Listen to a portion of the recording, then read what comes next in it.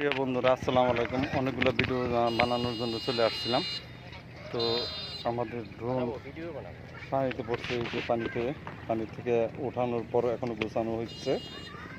তো আমরা চেষ্টা করব করার জন্য।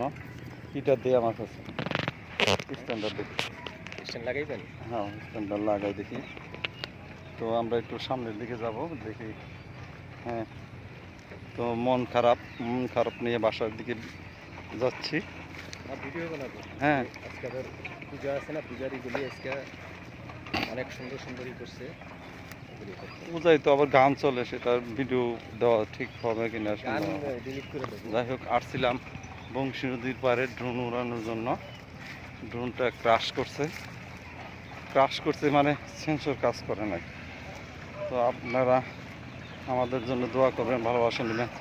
আল্লাহ হাফেজ।